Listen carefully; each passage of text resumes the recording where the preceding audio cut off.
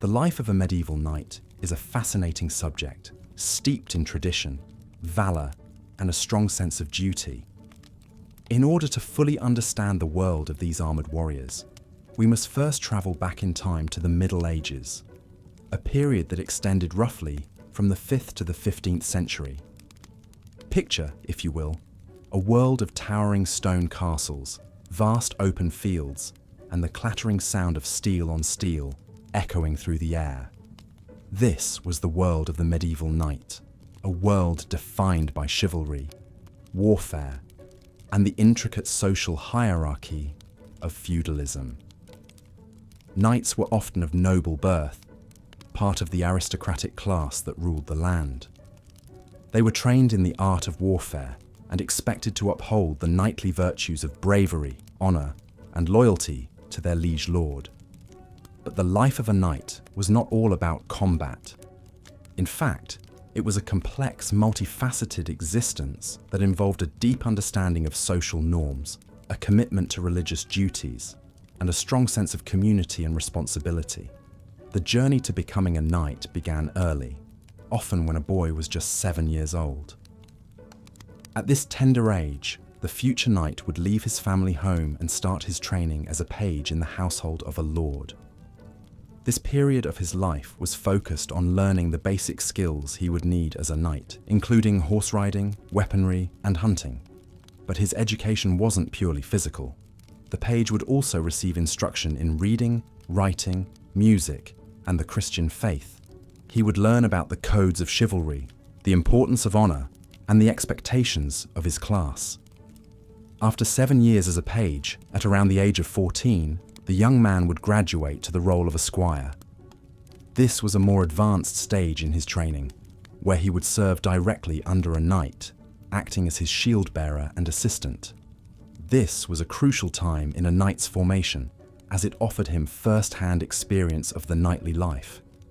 He would accompany his knight to tournaments and battles, learn about strategy and tactics, and understand the realities of warfare. The squire would also take on more responsibilities, often caring for his knight's horse and equipment.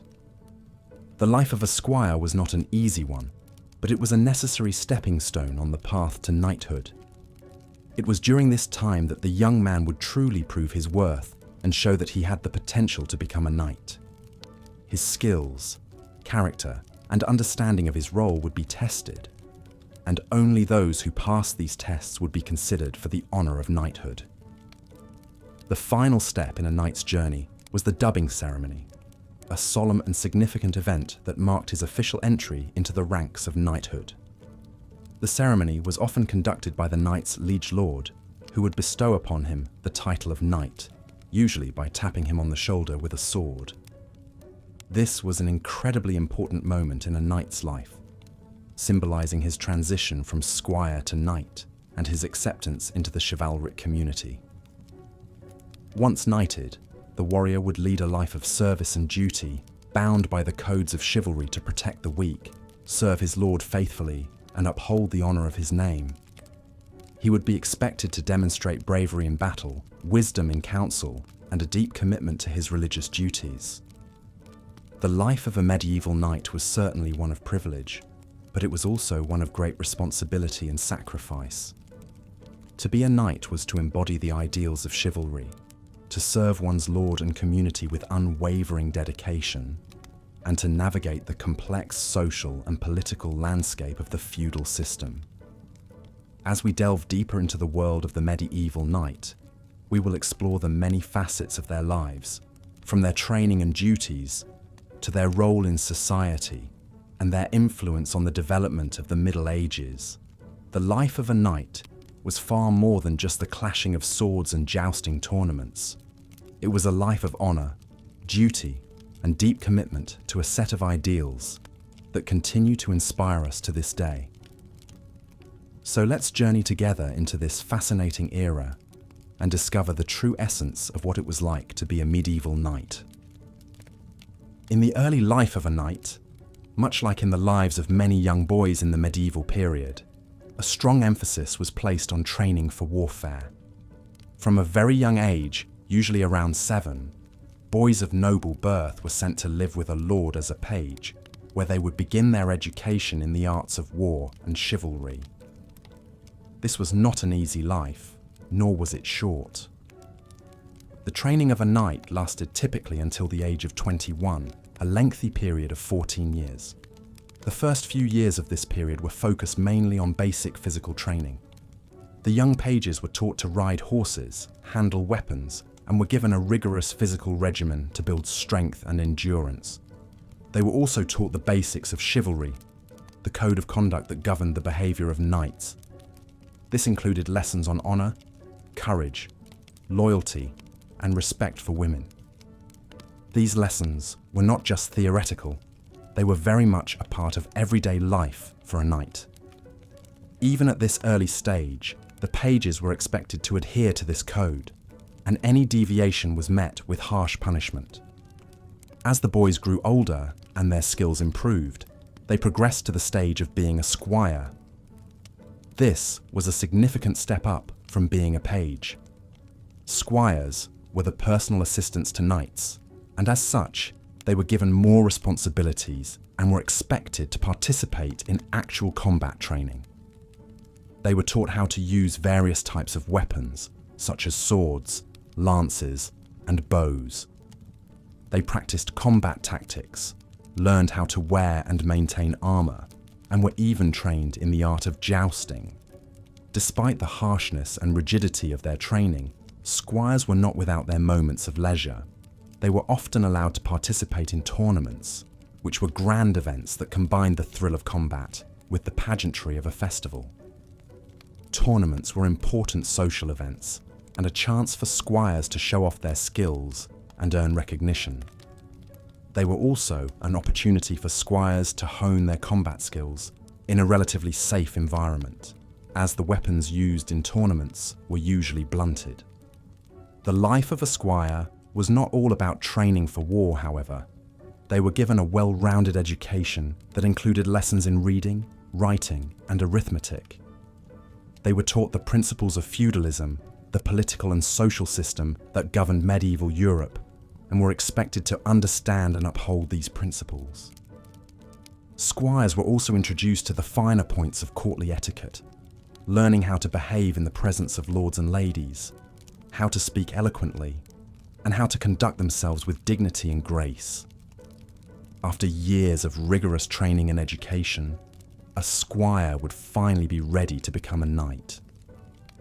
This was a momentous occasion, marked by a grand ceremony known as the accolade. The squire would be dressed in a white tunic, symbolizing purity, and a red robe, symbolizing the blood he was willing to shed for his lord. He would kneel before his lord, who would then tap him on the shoulders with a sword, officially bestowing upon him the title of knight. Once a man had become a knight, he was expected to serve his lord in battle, protect the weak and defenseless, and uphold the principles of chivalry. He was given a fief, a plot of land, as a reward for his service, and was expected to manage this fief and its inhabitants.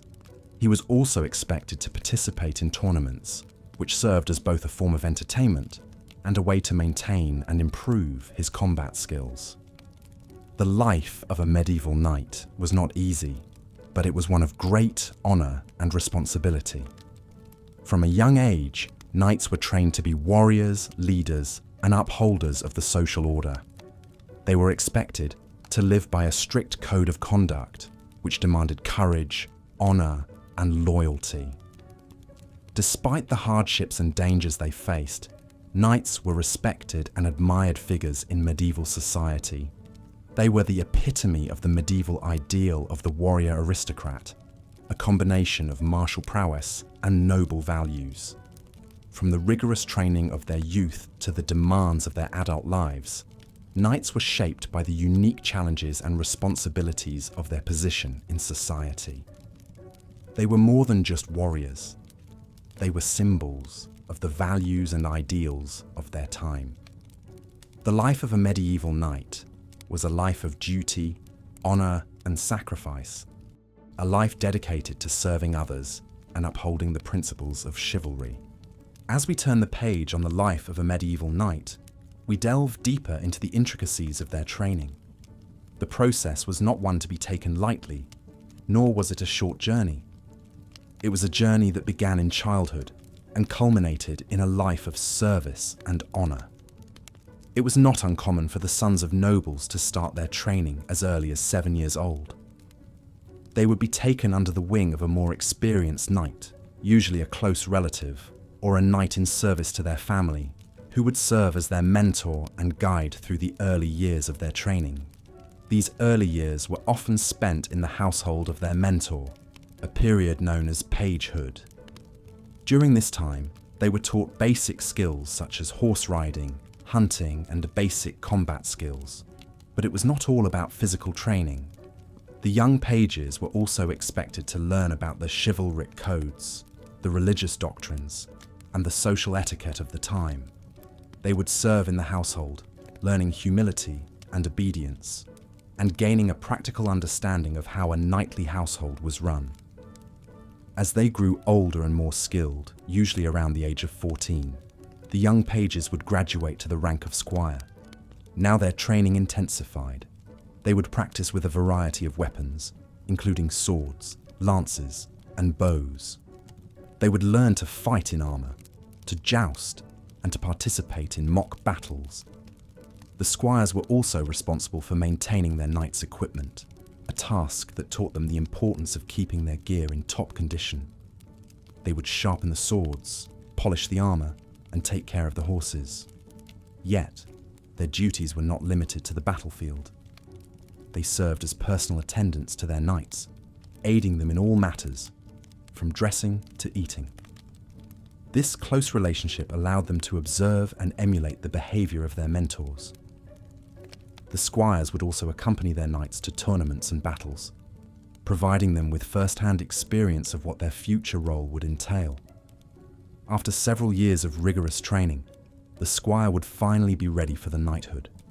The ceremony of knighthood was a solemn and religious affair, often taking place in a church. The night before the ceremony, the squire would undergo a ritual purification, known as the Vigil of Arms. They would pray and fast, preparing themselves spiritually for the responsibilities that lay ahead.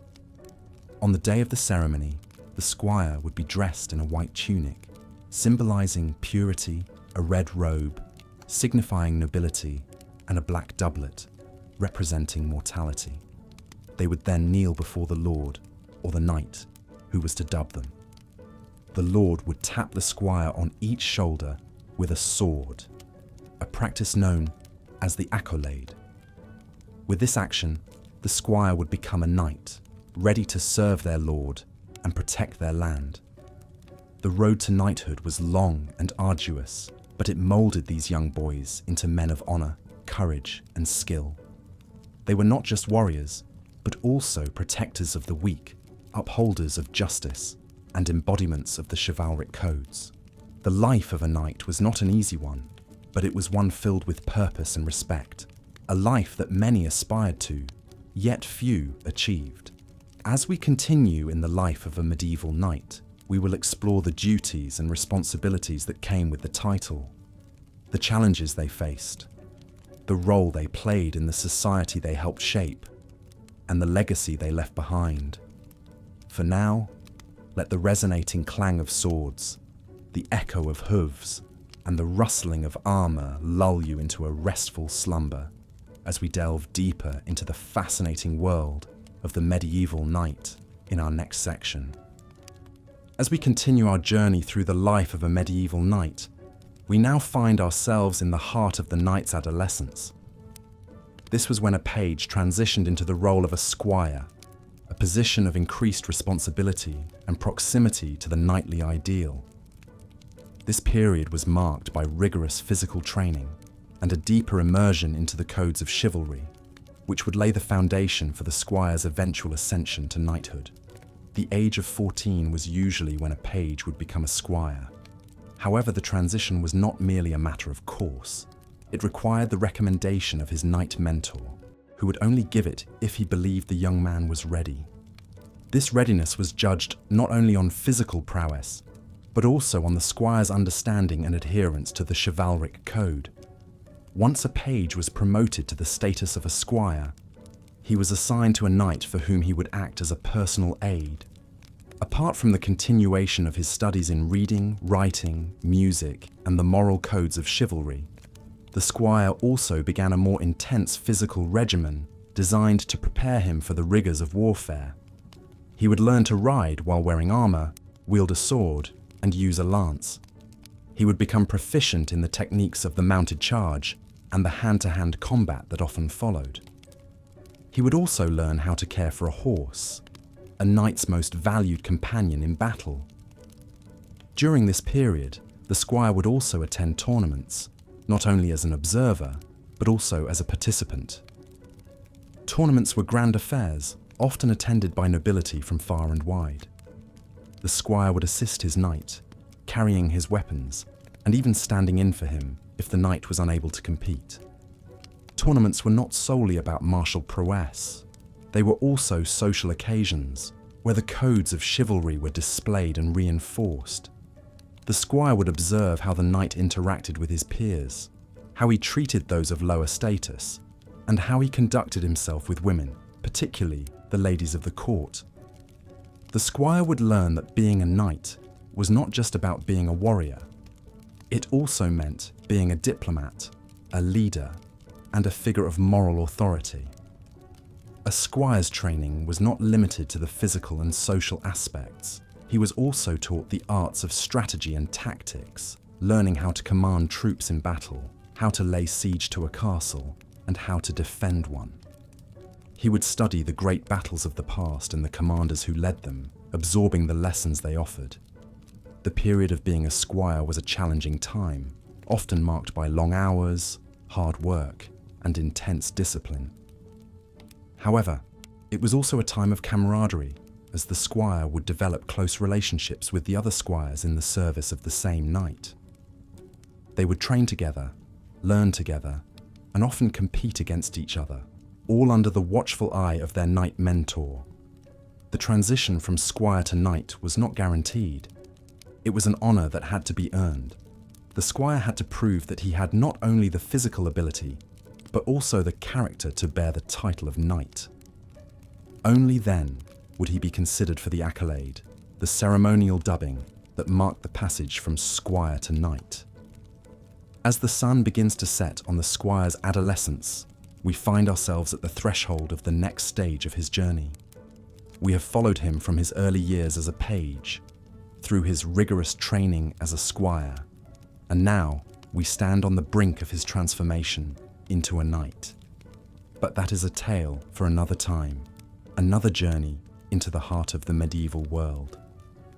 In our next section, we will explore the ceremony of the accolade, the momentous occasion that marked the squire's transition into knighthood.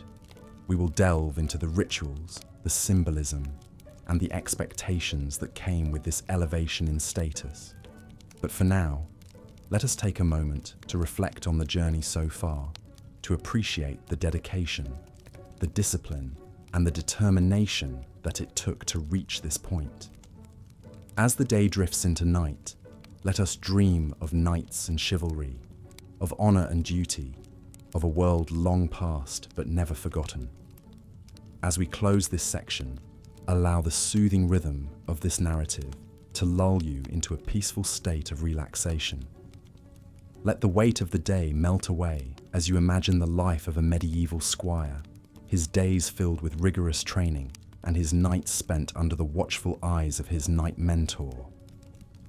As you drift closer to sleep, hold on to this journey into the past and let it guide you into a night of restful dreams. As the sun crests over the horizon, marking the start of another day in the Middle Ages, our young knight in training, now a squire, wakes from his slumber. He rises from a simple wooden bed, his body aching from the previous day's rigorous training. The room he occupies is modest, with little more than a bed, a chest for his belongings, and a small table. A single window allows the morning light to filter in, casting long shadows across the room. His day begins before the rest of the manor stirs. beginning with chores. These were not just a means of keeping the squire busy, but they were also designed to build character and instill a strong work ethic. He would tend to the horses, clean the stables, polish armor, and maintain weapons. Each task was a lesson in responsibility, demonstrating the importance of caring for one's equipment, a lesson that could mean the difference between life and death on the battlefield. As dawn gives way to morning, the squire would join his knight for breakfast. Meals were simple, often consisting of bread, cheese, and sometimes meat or fish. This was also a time for the knight to impart wisdom and knowledge to his squire. They would discuss strategies for combat, the codes of chivalry, and the politics of the realm. The knight, serving as both a mentor and a role model, was instrumental in shaping the squire into a knight himself. Following breakfast, the squire would prepare his knight's armor and weapons for the day. This was a meticulous process, requiring a keen eye and a steady hand. Each piece of armor had to be polished and fitted correctly. The weapons had to be sharp and well balanced. Any slight error could compromise the knight's safety, so the squire would painstakingly ensure everything was in perfect order. Afterwards, the squire would join the other squires and knights in the training yard. The air would be filled with the clanging of steel, the grunts of exertion, and the shouts of instructors. Here, the squire would learn the arts of war, swordsmanship, archery, horsemanship, and the techniques of medieval combat. Training was harsh and demanding, pushing the squire to his limits. But with each passing day, he would grow stronger, faster, and more skilled.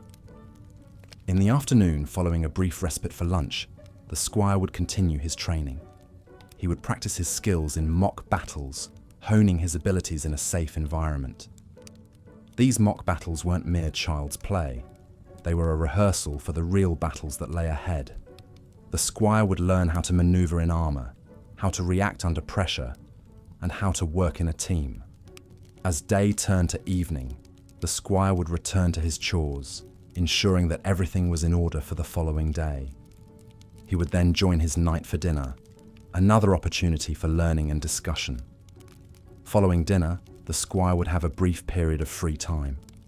Some squires would use this time to practice their skills. Others would engage in games or storytelling.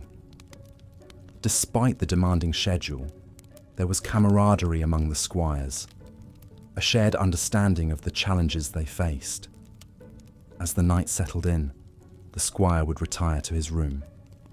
He would reflect on the day's events, considering what he had learned and what he needed to improve. Exhausted but satisfied, he would then drift to sleep, ready to face another day of challenges and learning. Thus, the life of a medieval squire was a cycle of hard work, discipline, and constant learning. It was a demanding existence, but one that prepared him for the responsibilities and challenges of knighthood. The road was long and arduous, but for those who persevered, the reward was the honor and prestige of becoming a knight. As we continue our journey through the life of a medieval knight, let us remember the dedication and perseverance of these young men who endured rigorous training in the pursuit of chivalry and honor. In the cold, pre-dawn light, our young knight embarks upon his first true test of valor, his first battle. Clad in his newly earned suit of armor, he mounts his trusty steed, the weight of his sword a comforting presence at his hip. The air is thick with a sense of anticipation, and the ground beneath him vibrates with the restless energy of hundreds of armored men preparing for the chaos that is about to unfurl. As the sun emerges from the horizon, casting long shadows over the shifting sea of steel, our knight, not yet fully a man, has the first taste of the grim reality of his chosen path. Battle, he quickly learns, is not the romanticized clash of honor and glory he had imagined. It is a brutal, chaotic, and terrifying ordeal, a dangerous dance of steel and horseflesh where a single misstep could spell the end. Despite the terror and chaos, The young knight does his duty, fighting doggedly with all the skills he has honed over years of rigorous training. He fights not only for his own survival, but also for the honor of his lord and the safety of his homeland. He learns quickly that the battlefield is not a place for individual glory, but a place where teamwork and discipline reign supreme. Each knight is part of a larger whole, a cog in the grand machine of war, and each has a role to play. Surviving his first battle, our knight returns home a changed man. The naive boy who left is replaced by a battle-hardened warrior, a man who has tasted the bitter reality of war and emerged stronger for it. He carries with him the scars of battle, both physical and mental, as constant reminders of the price he has paid for his knighthood. As years pass, the knight's life becomes a cycle of training, service, and occasional bouts of warfare. He lives by a strict code of chivalry, a set of moral and social rules that govern his every action. He is expected to be the paragon of virtue, to be loyal, courteous, generous, and brave. He is the protector of the weak, the champion of justice, and the defender of his lord's lands. In times of peace, the knight's life is one of service and duty. He acts as the lord's right hand, carrying out his will and ensuring the smooth running of his lands. He oversees the training of new squires, ensuring that the next generation of knights is ready to bear the burden of knighthood. He also acts as a judge, settling disputes among the common folk and ensuring that justice is served. Yet, being a knight is not all duty and warfare. There is also time for leisure and enjoyment. Tournaments are a common pastime for knights, providing an opportunity to display their martial prowess in a less deadly environment than the battlefield. These events are grand spectacles, filled with music, feasting, and merriment. Knights engage in jousting, archery, and melee combat, competing for glory and the favor of the ladies. Speaking of ladies, courtly love is another important aspect of a knight's life. Knights are expected to be courteous and chivalrous towards women, treating them with respect and admiration. A knight would often dedicate his victories in tournaments and battles to a lady, often one who is unattainable due to her high social status or marital status. This unrequited love is viewed as a noble pursuit, a testament to a knight's dedication and virtue. As our knight grows older, the rigors of his duties and the toll of numerous battles begin to weigh heavily on him. His once youthful vigor is replaced by the stoic endurance of a seasoned veteran. Yet, despite the hardships, he carries on, driven by duty and honor, ever the paragon of chivalry and virtue. In the twilight years of his life, our knight may retire to a life of peace, passing on his duties to a younger generation.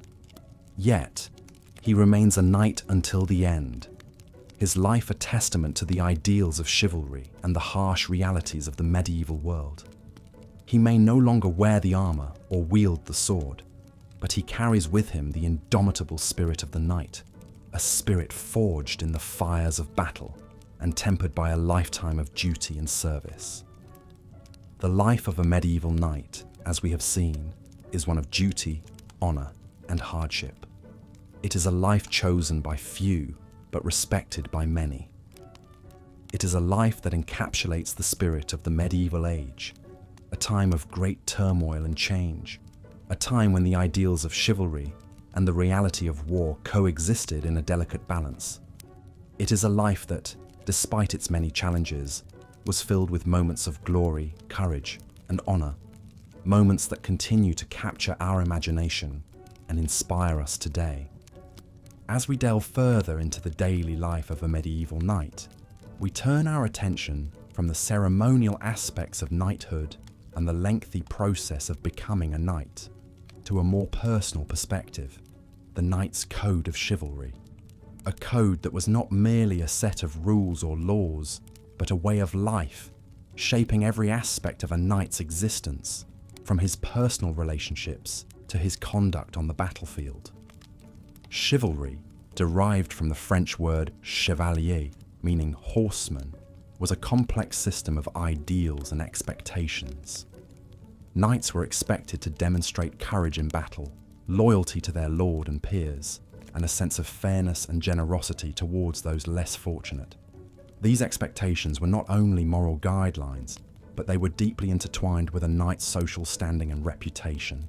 A knight's honour, and by extension his societal value, was measured by his adherence to these chivalric principles. Courage, for instance, was not simply a matter of physical bravery.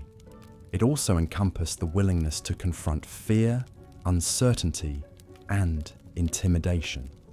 A knight was expected to face danger head-on, whether that danger took the form of an enemy on the battlefield, a moral quandary, or a personal challenge. This courage extended beyond the physical realm and into the realm of ideals. A knight was expected to stand up for what was right, even when doing so was unpopular or risky. Loyalty, too, was a multifaceted virtue. A knight owed loyalty to his lord, certainly, but also to his fellow knights, to his family, and to the church. This loyalty was not blind or unquestioning. It was a two-way street. Just as a knight was expected to serve his lord faithfully, so too was the lord expected to treat his knights with respect and fairness. This reciprocal relationship formed the backbone of medieval society, with each individual knowing their place and their responsibilities. Fairness and generosity were perhaps the most outwardly visible aspects of the chivalric code. Knights were expected to be just in their dealings with others, to show mercy to defeated opponents, and to provide for those less fortunate than themselves. This expectation extended beyond mere charity. Knights were expected to use their power and influence to right wrongs and to uphold justice. The code of chivalry also extended to a knight's personal relationships. Knights were expected to demonstrate respect and courtesy towards women, a concept that evolved into the romanticized notion of courtly love. This code dictated that a knight should treat his lady with the same reverence and devotion that he showed to his lord. This idealized version of chivalry, however, was not always the reality. As with any societal standard, there were those who fell short of the ideal. There were knights who were cruel, selfish, or cowardly. There were knights who abused their power, who betrayed their lord, or who failed to uphold the standards of fairness and generosity. Yet, it is important to remember that the code of chivalry was not a legal system.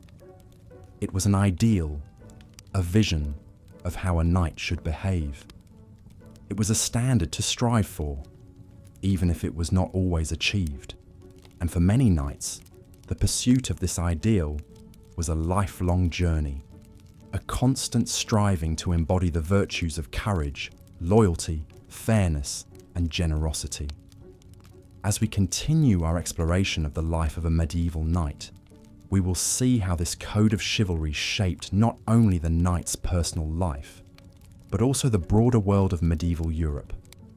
For now, though, take a moment to reflect on the values and ideals encapsulated in the code of chivalry.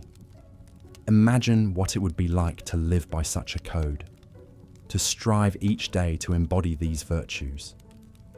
As you do, allow your mind to drift back to the medieval world, a world of knights and nobles, of castles and courts, of loyalty and honor.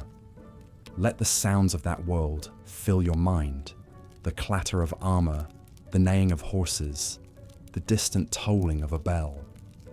Allow these sounds to lull you into a state of peaceful relaxation as we continue our journey into the life of a medieval knight. In the life of a medieval knight, the stage of squirehood served as the bridge between early training as a page and eventual knighthood. As a squire, the young nobleman in training would be entrusted with more complex tasks and responsibilities, and his education would take on a more practical tone.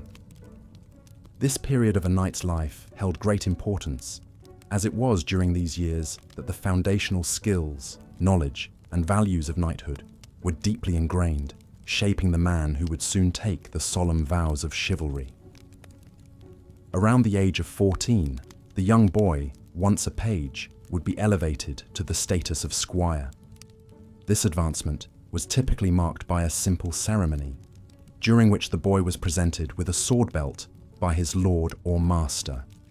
The sword belt, while practical in its use, was a potent symbol of the martial responsibilities that the squire was expected to shoulder.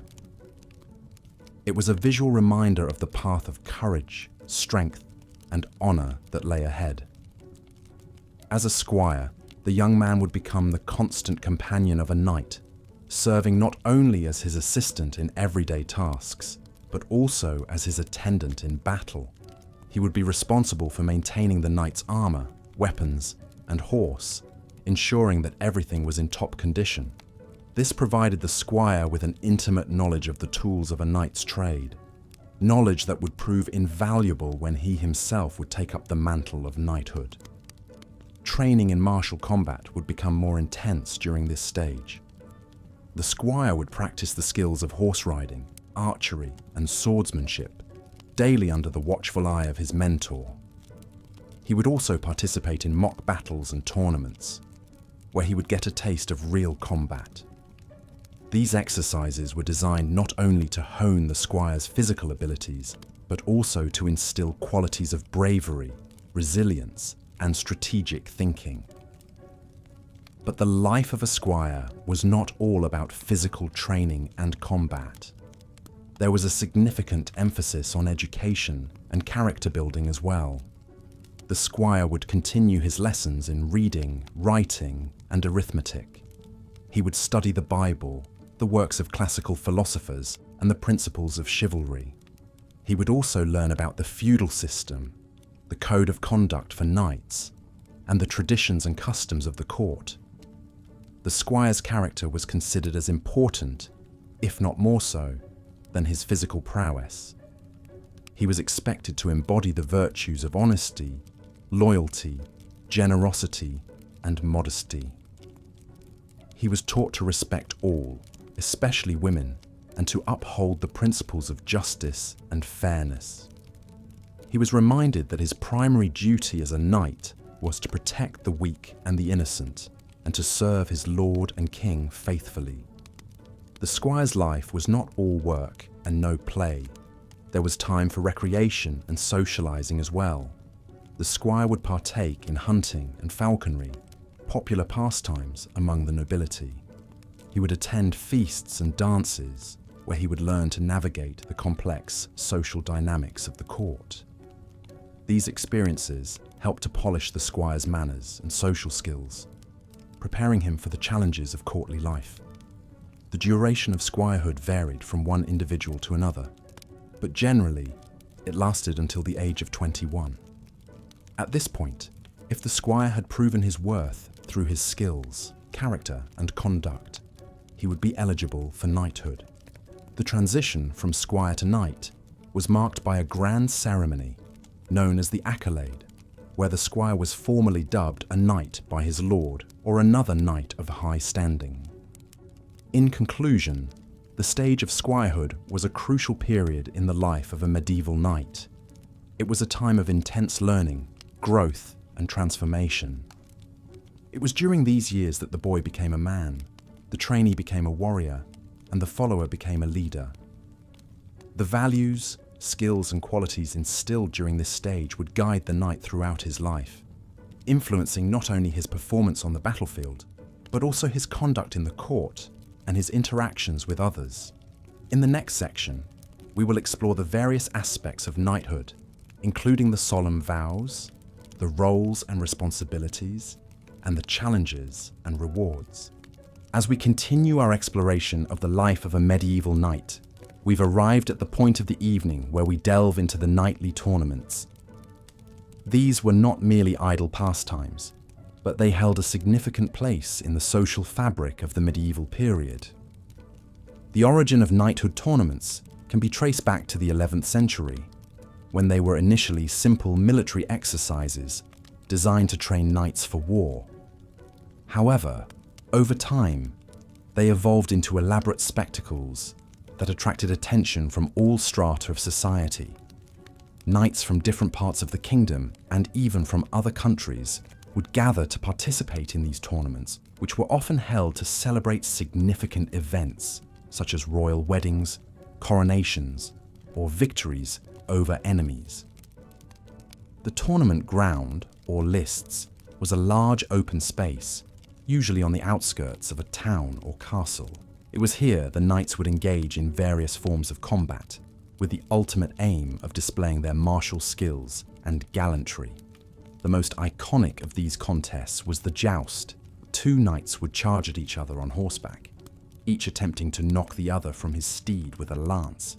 The victor would then move on to face other challengers in a series of rounds until a final champion was declared.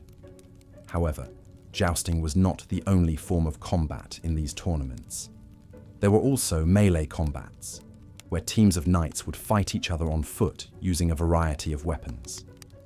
These could be as chaotic and brutal as real battles, and injuries, even fatalities, were not uncommon.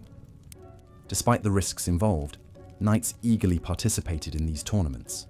Victory not only brought honor and prestige, but could also mean substantial prizes in the form of money, land, or valuable objects.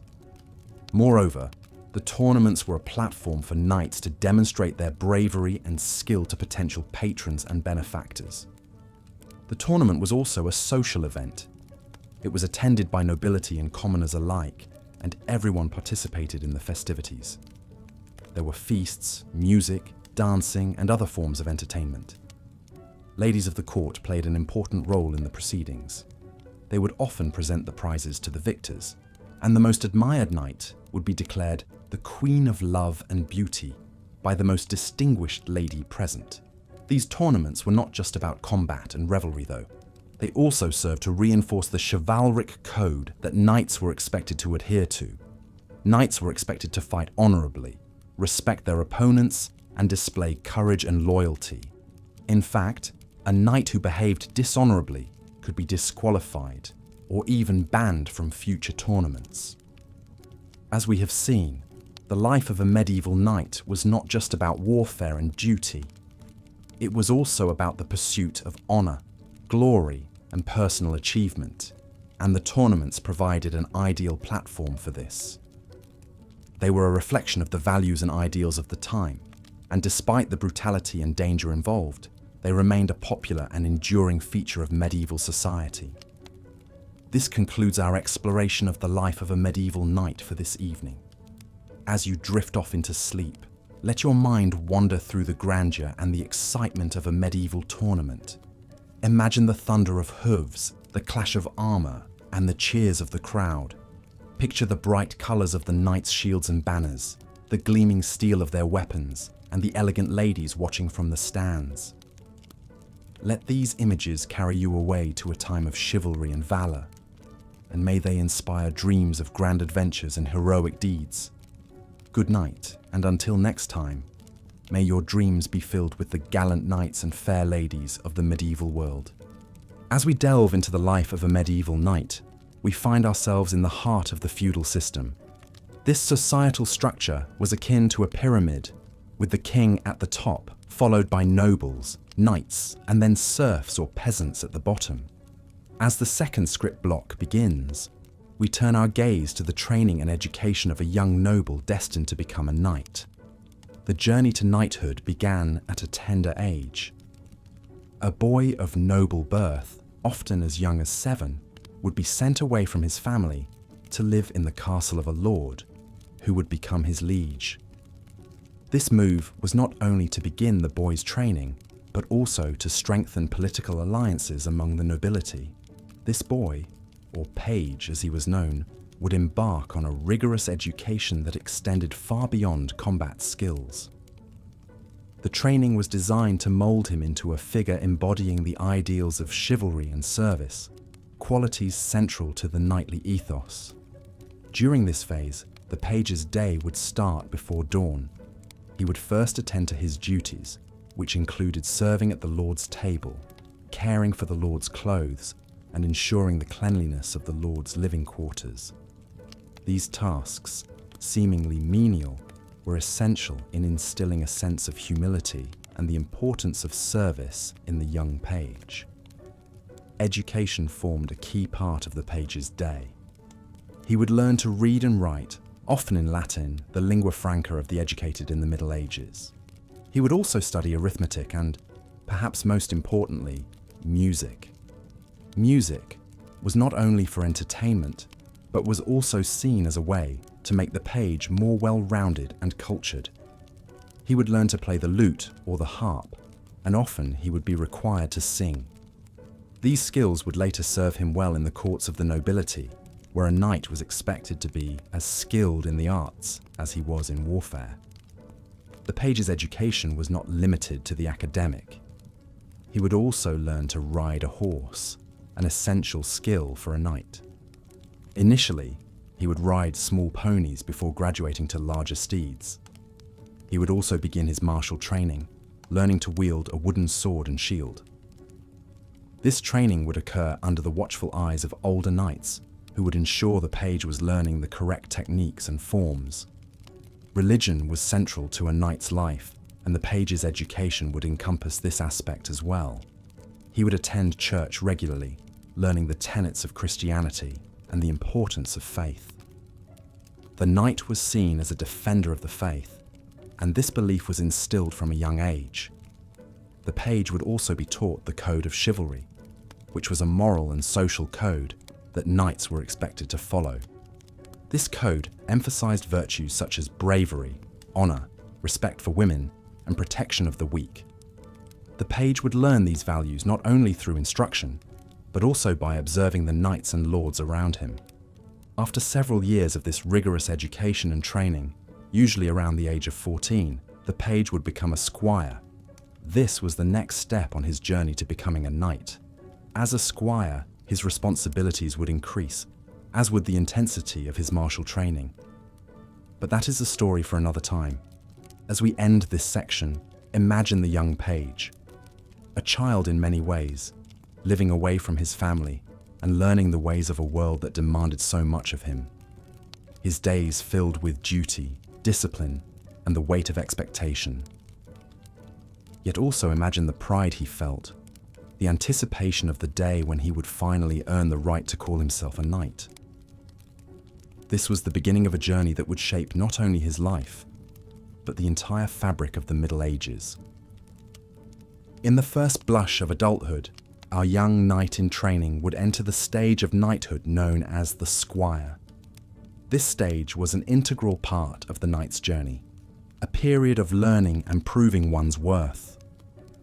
The young man, often around the age of 14, would leave his family to live with a knight, serving as his attendant while learning the ways of chivalry, combat, and courtly manners. This was not an easy transition, nor was it meant to be. The squire's life was one of service and humility, of polishing armor and grooming horses, of observing and absorbing the ways of the seasoned knights. Squires had a wide range of duties. They assisted knights in battle, often carrying their weapons and shields, ensuring their armor was in good condition, and tending to their horses. They would also serve the knight at meal times, pouring their drinks and cutting their meat. But these chores were not without their rewards. As they served, squires were privy to the conversations of knights and lords, gaining insight into the world of politics, warfare, and the chivalric code. The squires were not just servants, but students. They learned horsemanship, a crucial skill for a knight, and practiced wrestling and hunting to enhance their physical strength and dexterity. They were taught to read and write in Latin and French, the languages of the court and church. Through these lessons, they acquired the knowledge and skills required to navigate the complex world of medieval society. As they grew older, squires were expected to accompany their knight to tournaments, an essential aspect of knightly life. These events were not just games, but a showcase of military prowess and chivalry. They were occasions for knights to test their martial skills, to earn glory, and to reinforce social bonds.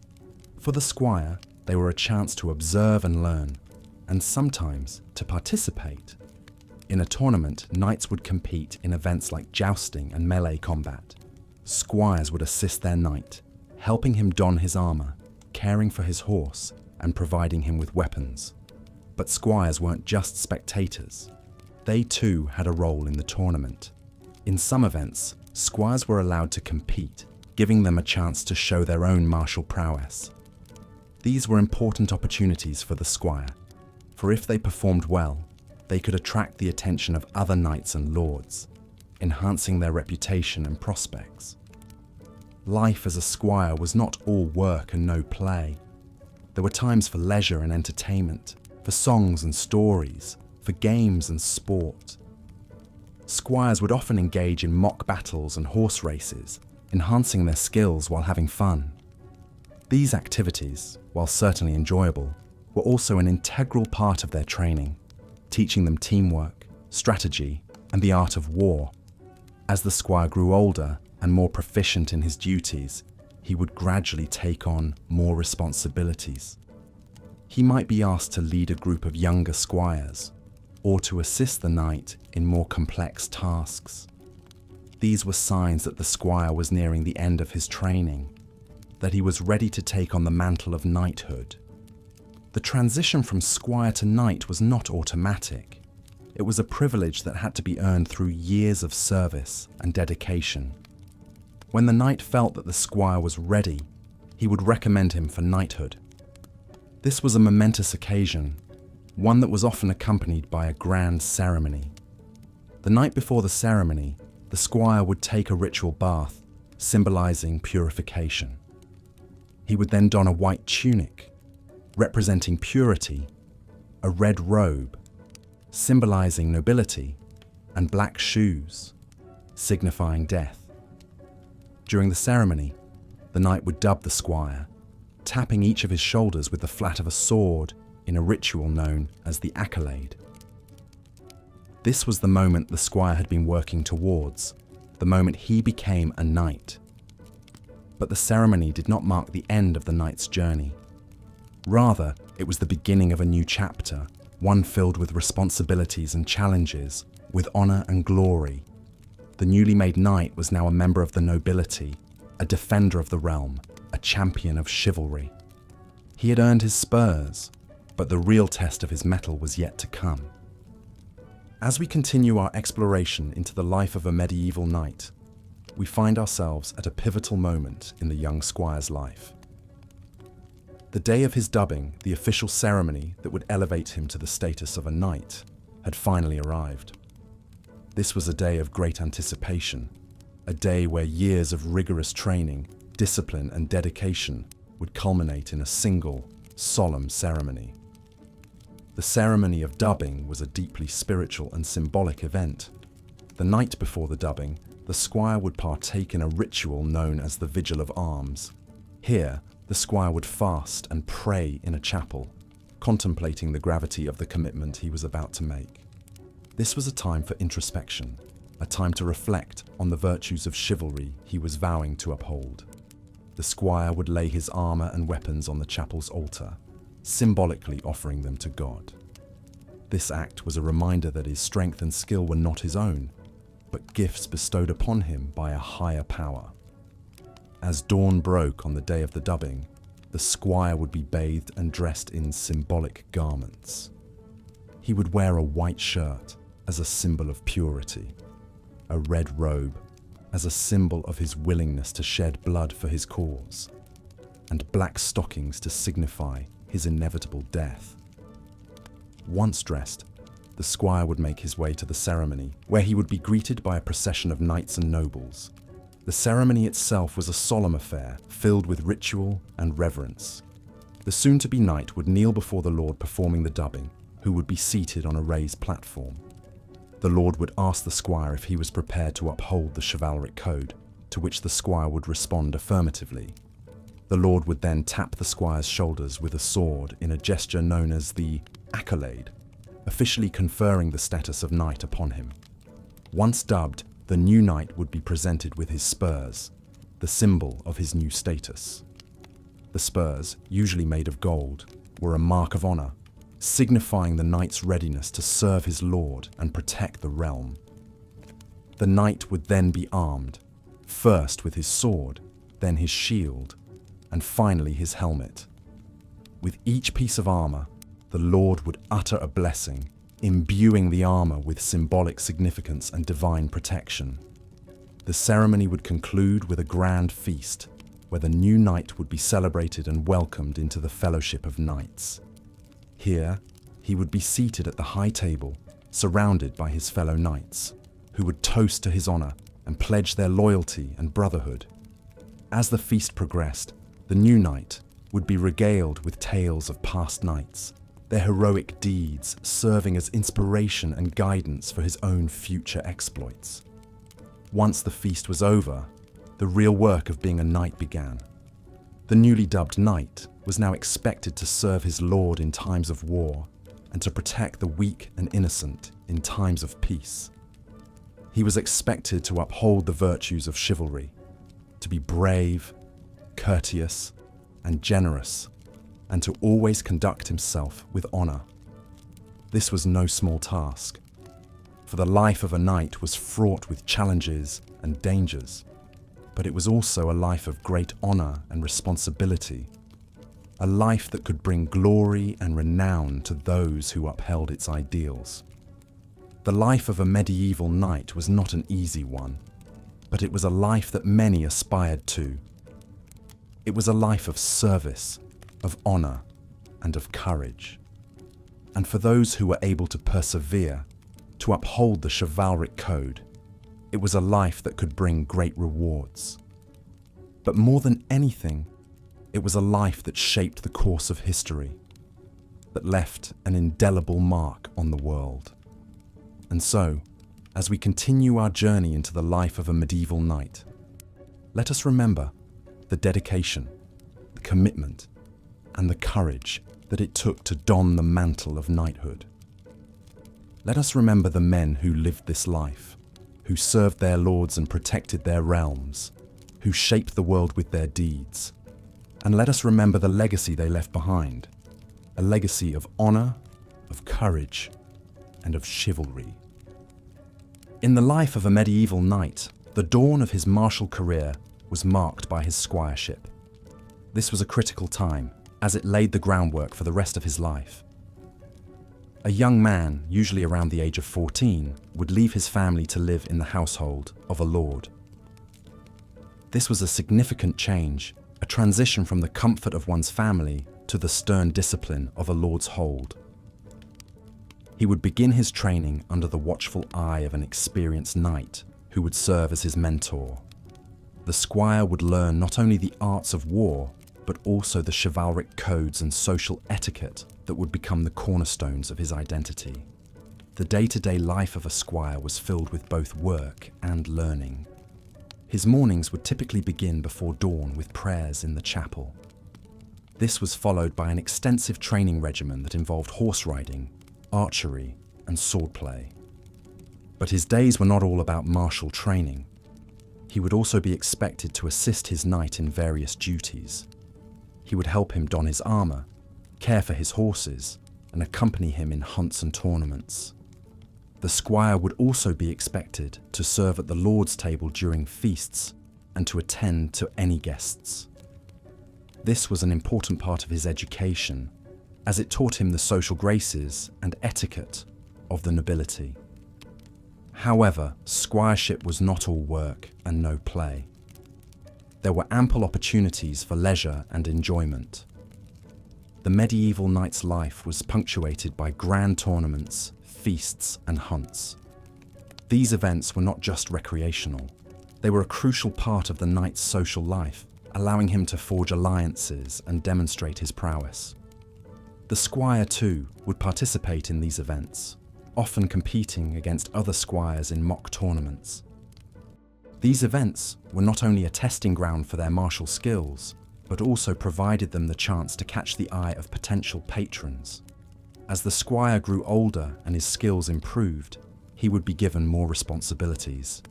He might be asked to lead a group of men in battle or to manage the lord's estates.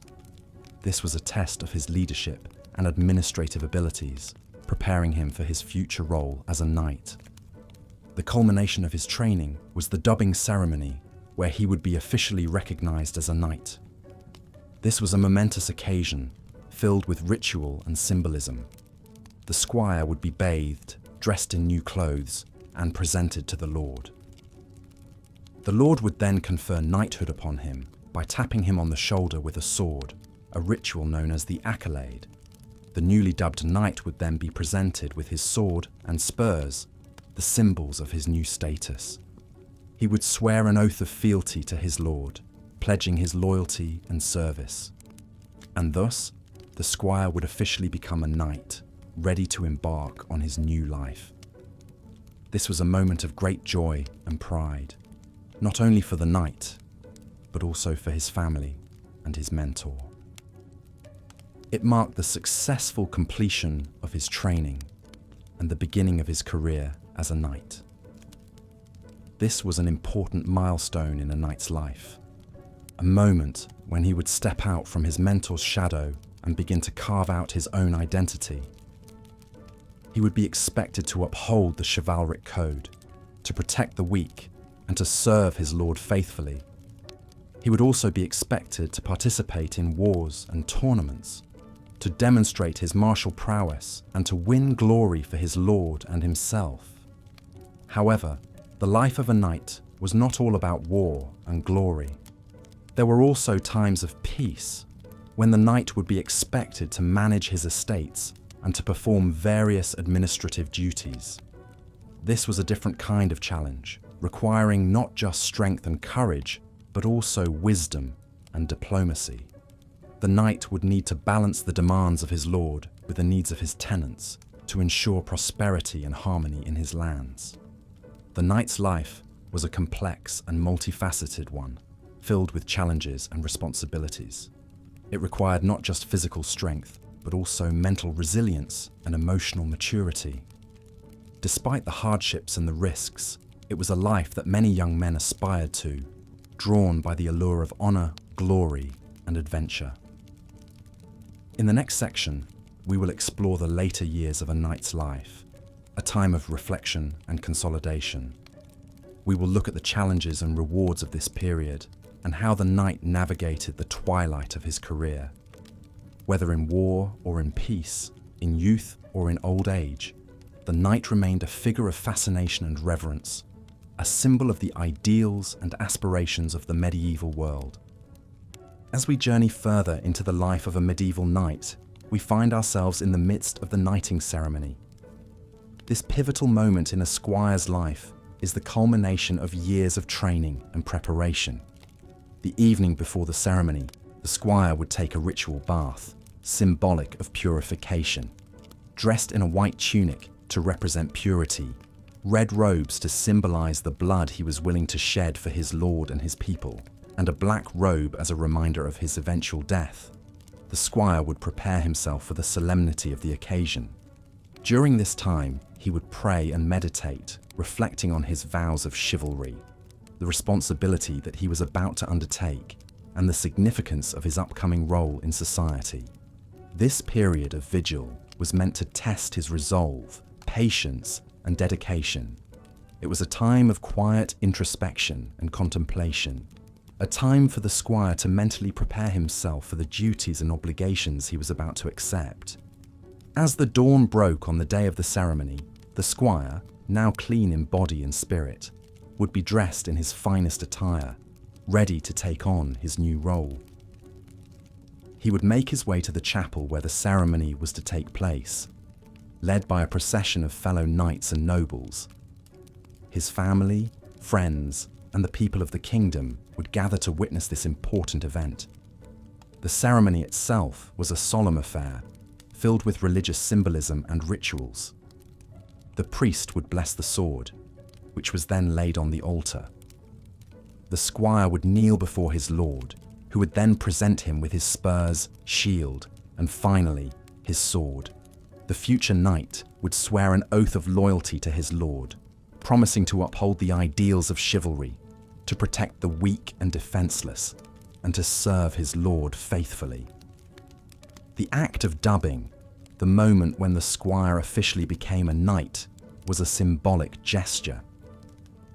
The lord would lightly strike him on the shoulder with the flat of the sword, a symbolic blow to remind the new knight of his obligations and duties. This moment, known as the accolade, was a significant milestone in the life of a knight. It marked the transition from squire to knight, from student to master. Once the ceremony was concluded, the new knight would mount his horse, drawing his sword and holding it aloft as a symbol of his new status. He would then ride around the courtyard or the tournament field, showing off his new accoutrements to the assembled crowd.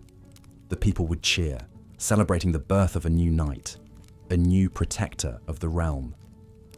The first few years of knighthood were often filled with challenges and trials. A newly dubbed knight was expected to prove his worth on the battlefield and in tournaments. He would be tested, not just on his combat skills, but also on his ability to uphold the ideals of chivalry and his loyalty to his lord. These were the years when the knight would truly come into his own, honing his skills, gaining experience, and earning his reputation. Many knights sought to distinguish themselves, either through acts of bravery on the battlefield or through their prowess in tournaments. The knight's reputation was his most valuable asset. A good reputation could earn him fame, wealth, and the respect of his peers. The life of a knight was not just about warfare and combat. He was also expected to be a model of chivalry, to be courteous, generous, and honorable. Knights were often called upon to act as judges in disputes, to protect the weak and the needy, and to set an example for others to follow. Despite the violence and brutality of their profession, knights were expected to uphold the highest standards of conduct, both on and off the battlefield. Life as a knight was fraught with dangers and challenges, but it was also filled with honor and glory. A knight was more than just a warrior. He was a protector, a leader, and a symbol of the ideals of chivalry. From the moment he was dubbed to the end of his life, a knight carried the weight of his responsibilities with pride and dedication. He lived his life in service to his lord and his people, striving to uphold the ideals of chivalry and justice, even in the face of adversity and hardship. In the life of a medieval knight, an integral aspect was the code of chivalry. This was not a written law, but rather a collection of expectations and ideals that shaped the knight's behavior and character. A knight was expected to be brave and courageous in battle, to serve his lord faithfully, and to uphold justice. He was also expected to be courteous, especially towards women, and to show generosity to the less fortunate. The code of chivalry also emphasized the importance of honor and reputation, and knights were expected to engage in acts of valor to maintain and enhance their standing. The chivalric code not only shaped the actions of knights during times of war, but also influenced their behavior during times of peace. Knights were expected to participate in tournaments, which were essentially mock battles that allowed them to showcase their skill and bravery. These tournaments were grand spectacles, often attended by nobles and royalty, and winning a tournament could greatly enhance a knight's reputation. Knights also engaged in the practice of courtly love, which was an idealized form of love that was often unrequited or unfulfilled. This form of love was typically directed towards a lady of higher social standing, often the wife of the knight's lord. Courtly love was characterized by secrecy, admiration from a distance, and a deep sense of respect for the lady. This practice was often romanticized in medieval literature, and it provided another way for knights to demonstrate their chivalry. The life of a knight was not all about warfare and chivalry, however. Knights also had responsibilities to their estates and their families. Many knights were also lords, which meant that they had lands and serfs to manage. They were expected to provide protection and justice for their people, and in return, they received labor and goods. Managing an estate was a complex task that required a good understanding of agriculture, economics, and local laws. Furthermore, knights had a duty to their families. Marriages among the knightly class were often arranged for political or economic reasons, and knights were expected to be faithful to their wives and to provide for their children. They were also expected to train their sons in the ways of knighthood, ensuring that the chivalric tradition would continue for another generation. The life of a knight was filled with contradictions. On one hand, they were warriors, trained to fight and kill in the name of their lord. On the other hand, they were expected to be paragons of virtue, upholding the ideals of chivalry and courtly love. They were managers of estates and leaders of men, but they were also servants, bound by their vows of fealty to their lord. Despite these contradictions, or perhaps because of them, the figure of the knight continues to fascinate us today. In the next section, we'll delve into the twilight years of a knight's life, examining how they navigated the challenges of aging in a society that valued physical prowess and martial skill. We'll also explore the legacy that knights left behind, both in terms of their tangible contributions, such as castles and fortifications, and their intangible contributions, such as the ideals of chivalry that continue to influence our culture today. As you drift off to sleep, let your mind wander through the grand halls of medieval castles, filled with the echoes of clashing swords and the whispers of courtly love.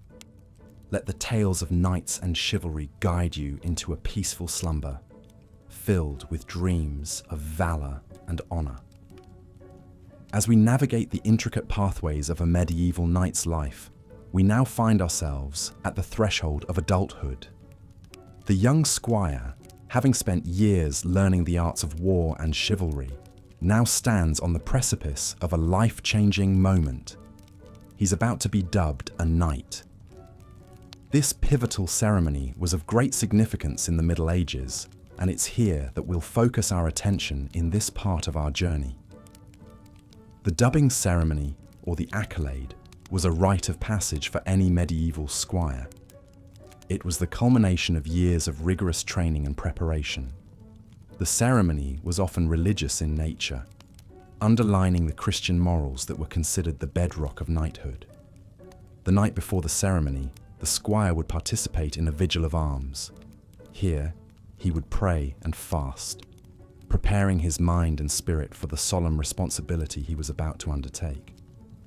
The squire would often bathe as a symbolic act of purification, and would be dressed in symbolic colours: white for purity, red for nobility, and black for death, a bleak yet stark reminder of the deadly nature of his profession. The actual ceremony was filled with symbolism and tradition. The future knight would kneel before the Lord, conducting the ceremony, presenting his sword in homage. The Lord would then strike the squire on the shoulder with the flat of the sword, a symbolic act known as the accolade. This dubbing was the moment of transformation, the precise point where the squire became a knight. Upon becoming a knight, the new warrior would be given his spurs, the ultimate symbol of his new status. These were not the ordinary spurs of a horseman, but rather a pair intricately decorated, often made of pure gold. The spurs were symbolic of the knight's commitment to his ideals, his duty to spur himself into action whenever injustice was afoot. The newly minted knight would then mount his horse, a powerful war horse specially trained for battle. This steed, often a gift from the Lord, was as much a part of the knight's image as his armor and his sword. It was a symbol of his strength, his courage, and his nobility. It was a partner in battle, a companion in his quest for honor and glory. Even after the dubbing ceremony, the knight's training didn't end. He would continue to hone his skills, mastering the art of war and chivalry. Daily drills, tournaments, and mock battles were a part of his life, ensuring that he was always ready for battle. The life of a knight was one of constant preparation, a never-ending cycle of training and fighting, all in the name of honor and duty. The knight was not just a warrior, but also a landowner and a lord in his own right. He was given lands by his liege lord, and from these lands, he drew his income. He was responsible for the protection and welfare of the people living on his lands, a responsibility he bore with the same sense of duty and honor that he brought to the battlefield. Despite the romantic image that history has painted of knights, it's important to remember that their lives were far from easy. They were expected to live by a strict code of behavior, the chivalric code, which demanded loyalty, courage, and honor. They were expected to be brave in battle, merciful in victory, generous to the poor, and respectful to all. It was a demanding life, one that required both physical strength and mental fortitude. As we delve deeper into the life of a medieval knight, we begin to understand the complexities and challenges of this unique way of life. From the moment of their dubbing, knights were thrown into a life of constant struggle and duty. Yet they bore these burdens with honor and courage, living up to the ideals of chivalry, even in the face of death. In the next part of our journey, we'll explore the life of a knight at war, a period that tested their courage, their skill, and their commitment to the chivalric code. As we continue, let these tales of bravery and honor guide you into a serene sleep, filled with dreams of valor and chivalry.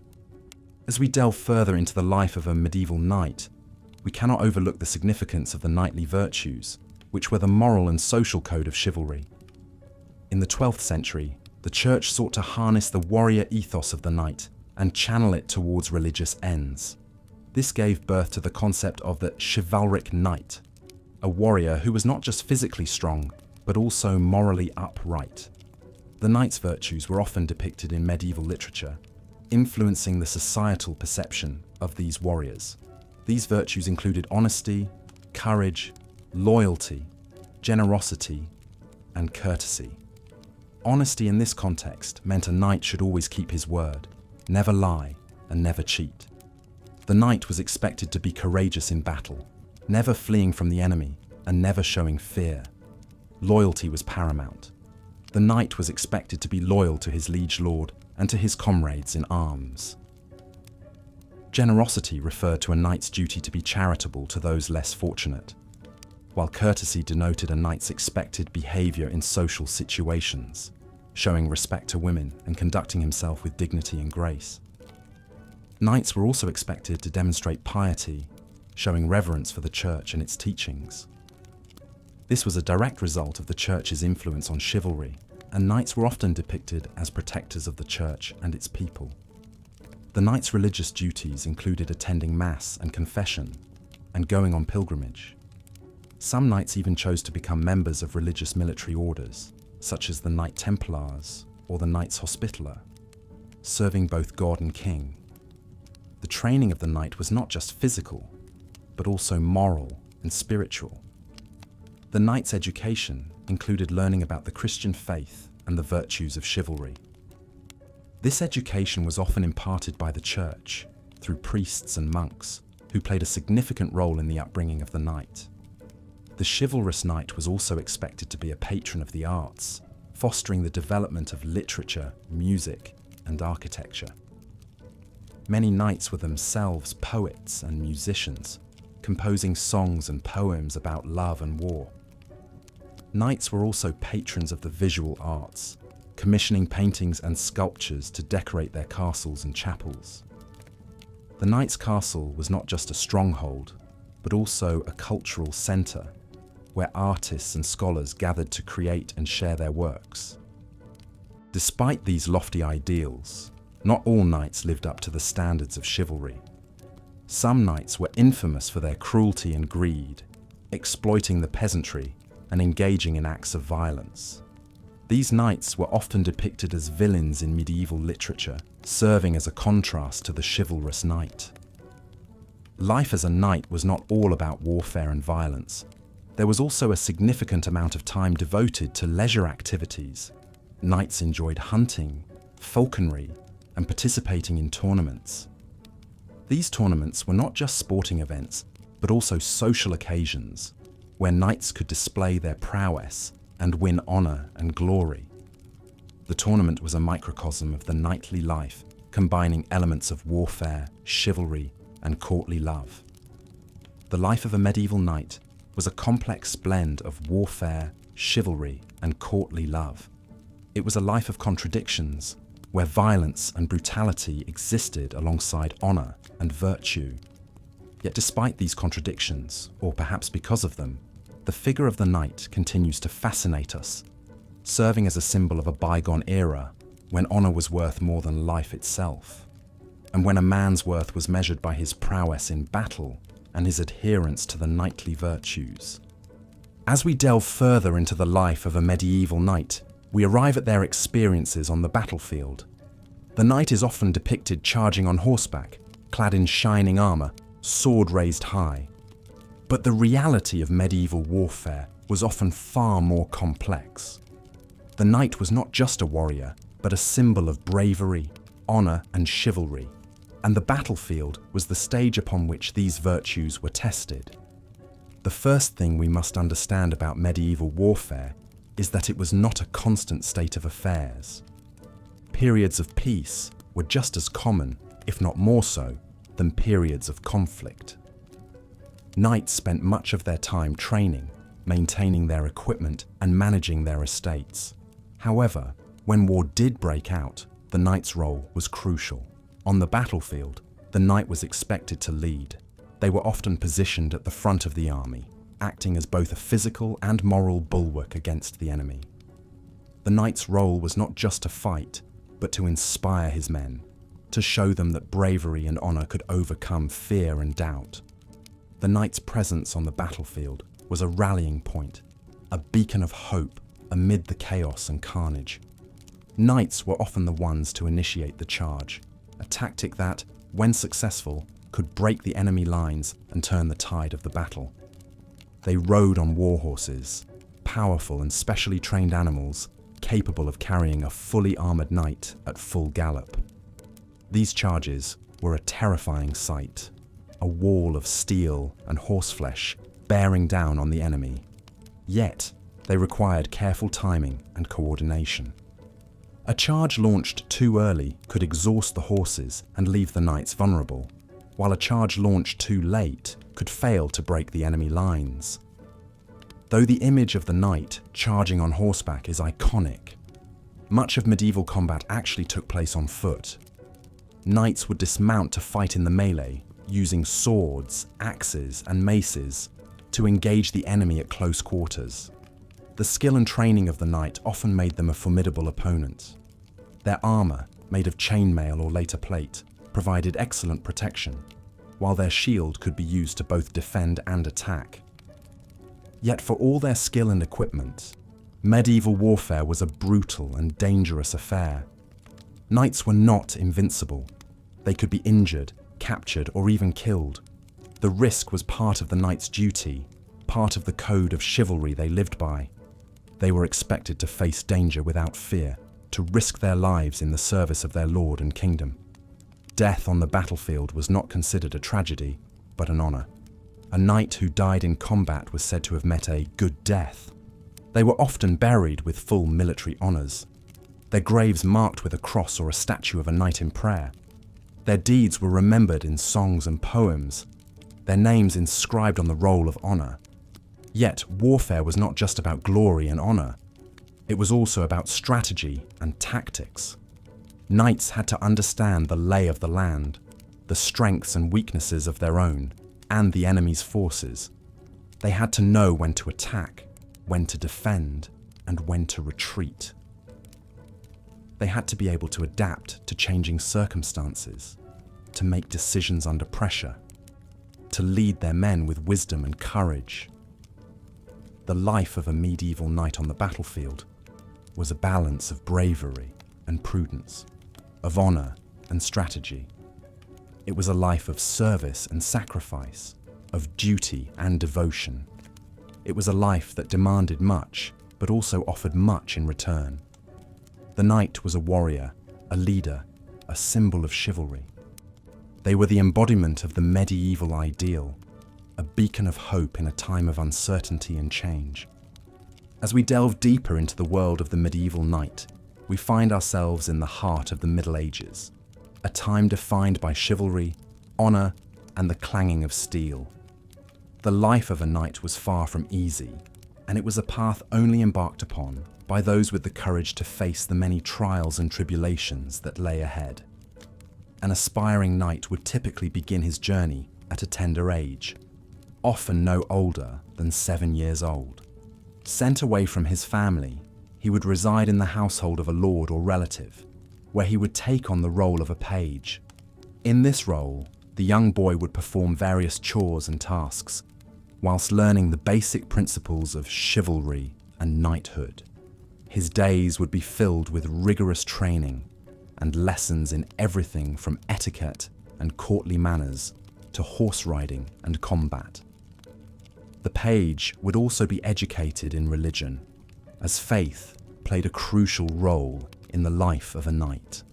At the age of around 14, the page would be elevated to the rank of squire. This was a significant step forward in the journey to knighthood and was marked by an increase in responsibilities and duties. The squire would serve directly under a knight, acting as his personal attendant.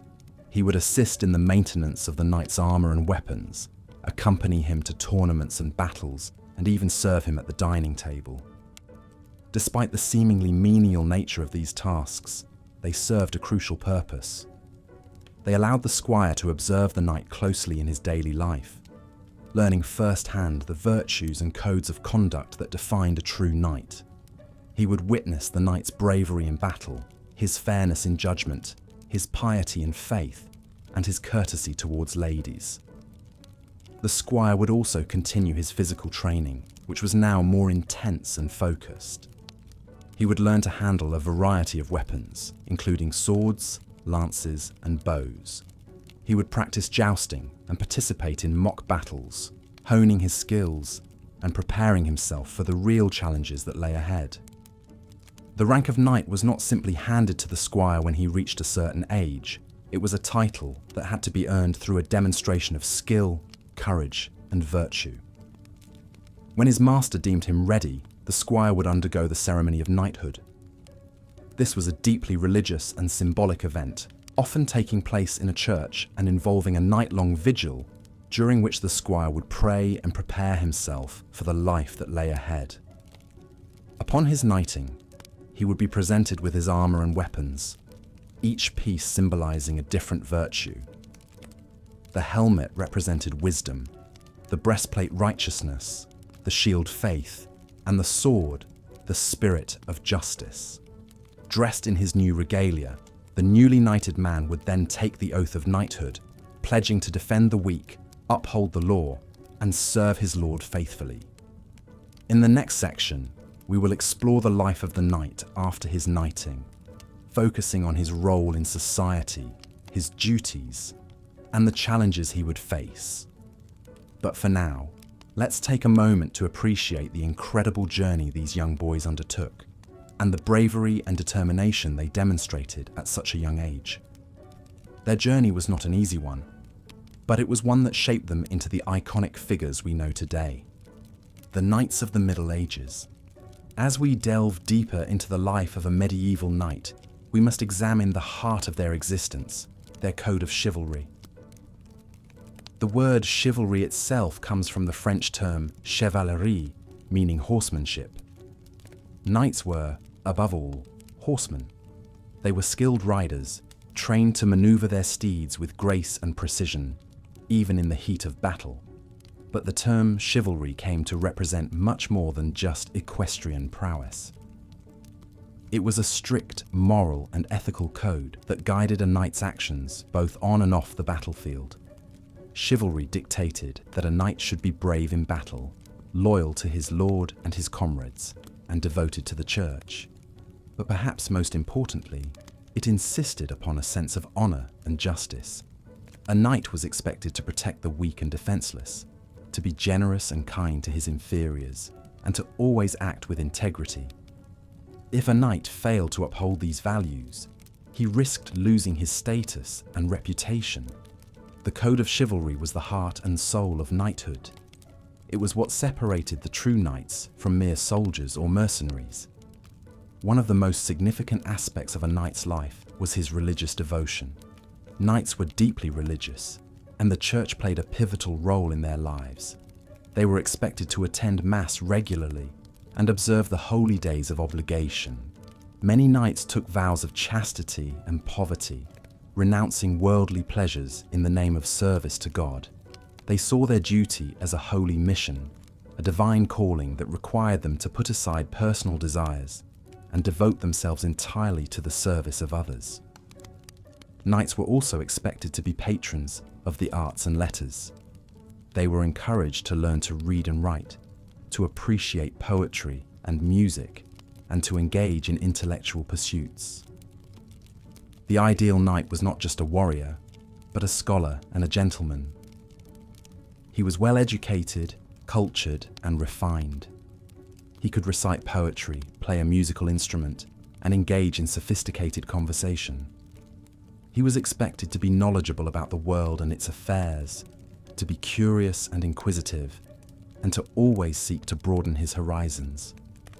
Being a knight was not simply a job or a profession, it was a way of life. It encompassed every aspect of a man's existence, from his moral and ethical conduct to his intellectual pursuits and his social interactions. It was a demanding and challenging lifestyle, but it was also one of great honor and prestige. Knights were held in high regard by society, and their status was one of privilege and respect. Training to become a knight was a rigorous and demanding process. Boys as young as 7 could be sent to serve as a page in a noble household, where they would learn the basics of horsemanship, weaponry, and chivalry. After several years, they would advance to the rank of squire, serving directly under a knight and assisting him in his duties. They would learn to care for the knight's horse and equipment, to follow him into battle, and to emulate his behavior and conduct. After many years of training and service, a squire could finally be knighted and join the ranks of the chivalrous elite. Knighthood was not for the faint of heart. It required strength, courage, and determination. It demanded unwavering devotion to a strict moral and ethical code. But for those who were willing to accept the challenge, it offered the chance to live a life of honor and glory, to serve a noble cause, and to make a meaningful contribution to society. It was a life of duty and sacrifice, but also one of honor and prestige. It was a life that was both challenging and rewarding, filled with danger and excitement, but also with joy and fulfillment. It was, in short, the life of a medieval knight. As we delve deeper into the life of a medieval knight, it is essential to examine the pivotal role that training played in shaping these esteemed warriors. The journey to knighthood began at a young age, often as early as 7 years old, when a boy was sent to a noble household to serve as a page. This was the first stage in his education, where he would learn basic manners, courtesy, and the social graces expected of a knight. He would also be introduced to the fundamentals of religious instruction and moral codes, which were indispensable in the chivalric ethos. From the noble household, the young page would observe the knights and squires, learning by imitation, aspiring to their prowess, and dreaming of the day when he too would don the armor of a knight. The page would help with the horses, clean the weapons, and assist in the everyday tasks of running the household. It was a rigorous, yet essential phase, providing the foundation for the page's future knightly duties. As the page grew older and stronger, usually around the age of 14, he would graduate to the rank of a squire. This was a significant milestone in the path to knighthood. As a squire, he would be entrusted with more responsibilities, such as carrying the knight's shield and additional weapons into battle. He would also assist the knight in donning his armor, a task which required strength and dexterity, given the weight and complexity of the medieval armor. Simultaneously, the squire's training would intensify. He would practice daily with various weapons, particularly the sword and lance, honing his skills for the battlefield. The squire would also learn to ride and control a horse while wearing armor, a challenging task that demanded physical stamina and agility. Mock battles, tournaments, and hunting expeditions served as practical training grounds where the squire could apply and test his skills. One aspect of the squire's education that often goes overlooked is the intellectual and moral training. The concept of chivalry was deeply entrenched in the knightly class. It was an ideal that combined martial prowess with virtues such as loyalty, honor, generosity, and piety. The squire would learn about these ideals not only through instruction, but also by observing the knights around him. The stories of legendary knights and their heroic deeds served as moral guides, illustrating the qualities a knight should possess.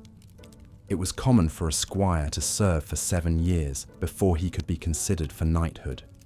However, in times of war, squires could be knighted earlier if they demonstrated exceptional bravery or skill in battle. The ceremony of dubbing to knighthood was a solemn and significant occasion, often associated with religious rituals. The prospective knight would spend the night in prayer and fasting. In the morning, he would confess his sins, take a purifying bath, and dress in symbolic white garments, signifying his purity and devotion. The actual ceremony of knighthood involved the would-be knight kneeling before a lord or another knight. He would swear an oath of loyalty and promise to uphold the ideals of chivalry. The lord or knight would then confer the accolade, a symbolic blow on the shoulder with the flat of a sword, after which the newly dubbed knight would be given his spurs, the ultimate symbol of his new status. Being a knight was an honor and a responsibility. It was a role that required physical strength, martial skill, and a deep understanding of the ideals of chivalry. The rigorous training, starting from the age of 7, molded the knight into a warrior, a protector, and a symbol of the highest ideals of medieval society. Despite the hardships and challenges for many, the path to knighthood was a journey worth undertaking, a chance to achieve honor, respect, and a place in the annals of history. As we continue to explore the life of a medieval knight, we will delve into the knight's role on the battlefield, his armor and weapons, and the impact of chivalry on medieval society. Each facet of the knight's life and role paints a detailed picture of the complexities inherent in this revered position. A knight was more than a warrior. He was a symbol of the values and ideals that shaped medieval society. It is through understanding these intricacies that we can truly appreciate the life and legacy of the medieval knight. As the sun began to lower in the sky, casting long shadows over the stone walls of the castle, the life of a medieval knight would transition from the labors of the day to the duties of the evening. The great hall, where the knight had earlier taken his midday meal, would be abuzz with activity. The air would be filled with the aroma of roasting meat and baking bread, the chatter of servants, and the clatter of pots and pans. Here, the knight would partake in the evening meal, known as supper, a communal and often lengthy affair that offered the opportunity for relaxation and camaraderie after a hard day's work. Supper was an important part of a knight's day, as it was a time to replenish the energy expended during the day's activities. The meal was usually substantial, consisting of a meat or fish dish, bread, cheese, and sometimes a sweet pudding. Wine and ale would also be served, providing the knight with a chance to unwind and enjoy the company of his fellow knights.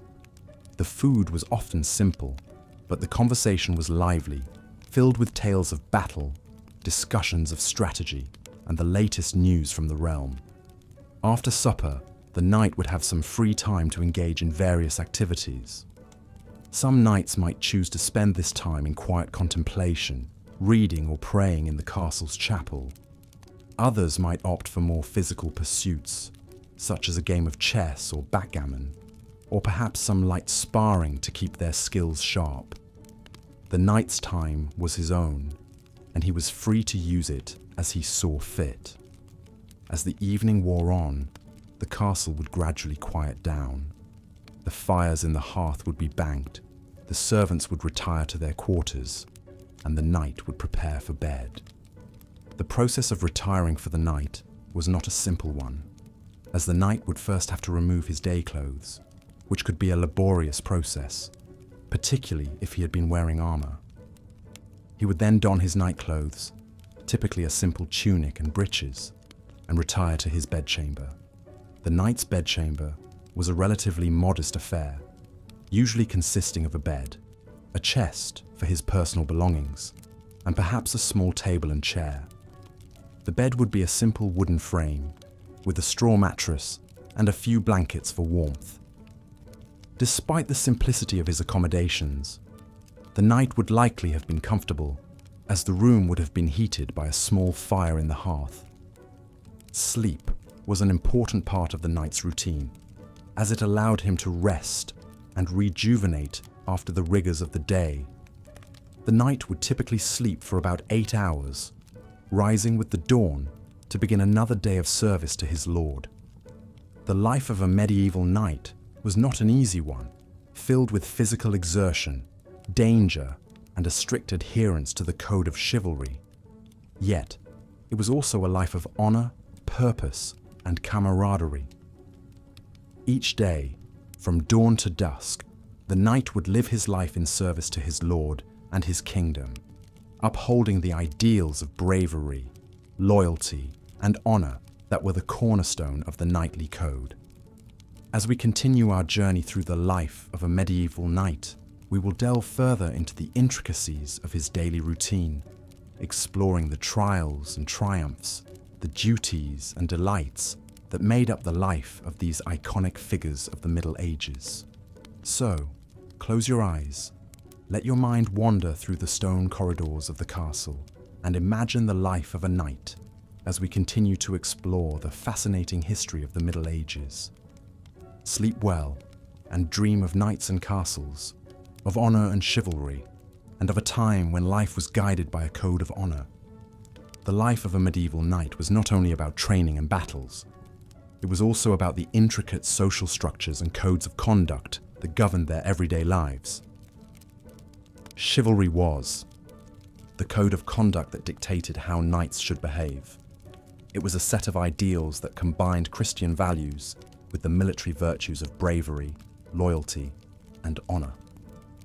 The concept of chivalry was widely propagated and romanticized in the literature of the time, with tales of knightly heroism and courtly love capturing the imaginations of the medieval population. Being a knight meant, above all, being a Christian warrior. Knights were expected to protect the weak and defenseless, to give succor to widows and orphans, and to refrain from the wanton giving of offense. They were expected to fight for the welfare of all and to obey those placed in authority over them.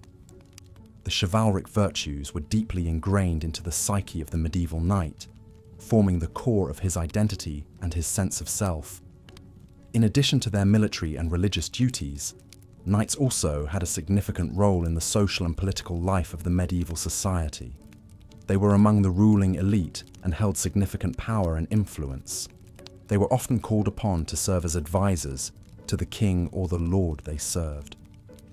Their counsel and their sword arm were highly valued, and they often played a crucial role in the decision-making processes of the kingdom. It wasn't all duty and warfare for the knights, though. They also had time for leisure and recreation. Tournaments were a popular pastime for knights. These were grand spectacles, often lasting for several days, where knights would compete in various contests of skill and bravery. Jousting was the most famous of these contests. It was a test of a knight's horsemanship and his skill with the lance. But there were also other contests, such as the melee, where groups of knights would fight each other in a mock battle, or the pas d'armes, where a knight would challenge all comers to combat. Knights also enjoyed hunting and falconry. These were not only recreational activities, but also important training exercises, helping to hone the knight's skills in tracking, stealth, and precision. Music and poetry were also part of a knight's education. Knights were expected to be well-rounded individuals, capable of appreciating and contributing to the arts. Courtly love was another important aspect of a knight's life. This was a stylized and idealized form of love, often extramarital, that was popularized in the literature of the time. Knights were expected to be devoted to their ladies, to serve them with loyalty and respect, and to perform deeds of valor in their honor. This was a highly romanticized and often unrealistic ideal, but it was a powerful cultural force that shaped the behavior and attitudes of the knights. Being a knight was a lifelong commitment. It was a role that came with great responsibility and required a high degree of personal discipline. But it was also a privileged position that offered opportunities for glory and honor. It was a challenging life, but for those who were called to it, it was a life that offered the chance to live out the ideals of chivalry and to serve a cause greater than themselves. This was the life of a medieval knight. It was a life of duty and devotion, of hardship and glory, of war and peace. It was a life that was deeply ingrained in the fabric of the medieval society, shaping its values and its ideals, its hopes and its dreams. It was a life that remains a powerful symbol of the chivalric ideal, a life that continues to inspire and fascinate us to this day. As we move into the next section, we will explore the twilight years of a knight's life and their role as elder statesmen and mentors to the next generation of warriors. In the autumn of their years, knights often found new purpose and meaning, proving that their contributions to society extended far beyond their prowess on the battlefield. As we delve deeper into the life of a medieval knight, we now turn our attention to a crucial aspect of their existence: the code of chivalry. The concept of chivalry was a moral, religious, and social code of knightly conduct. It was a set of ideals and responsibilities that governed the behavior of a knight. These ideals were often discussed in the literature of the Middle Ages, such as the famous Arthurian legends.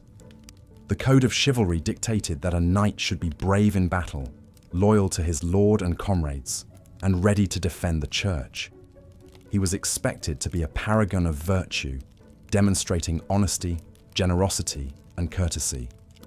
Above all, he was to be humble, recognizing that his skills and status were gifts from God, to be used in service to others. Knights were also expected to show respect and protect those who were weaker than themselves, particularly women and children. This aspect of chivalry was often romanticized in medieval literature, with tales of knights performing daring deeds to win the favor of a lady. But this was not just about romantic love. It was about honor and duty, about using one's strength and skill to uphold justice and protect the innocent.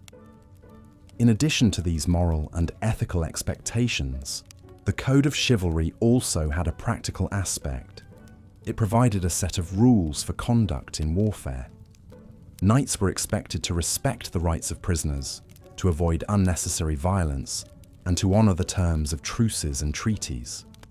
They were also expected to show respect and courtesy to their fellow knights, even those on the opposing side. The training of a knight was not just about physical skill and martial prowess, but also about learning this code of chivalry. Young boys who were training to become knights would learn about these ideals from their mentors and teachers. They would be taught the rules of chivalry, and they would learn to value honor and duty above personal gain. The ideal of the chivalrous knight was not always met in reality. Knights were human after all, and they were subject to the same temptations and weaknesses as any other.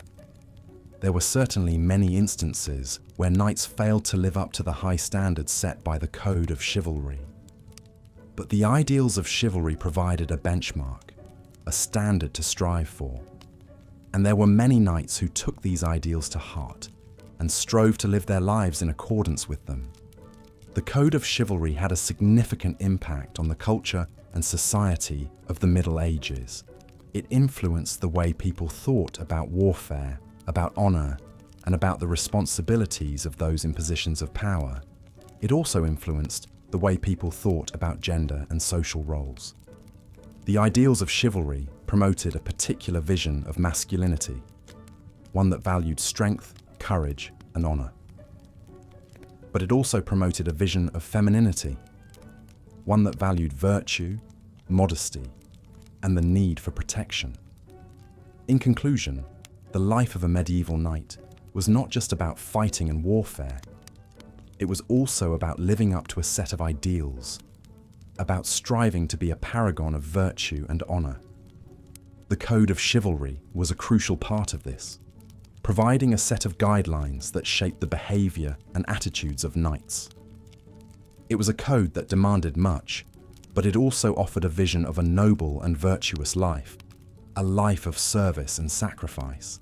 As we continue our exploration of the life of a medieval knight, we will delve further into the rituals and traditions that shaped their lives.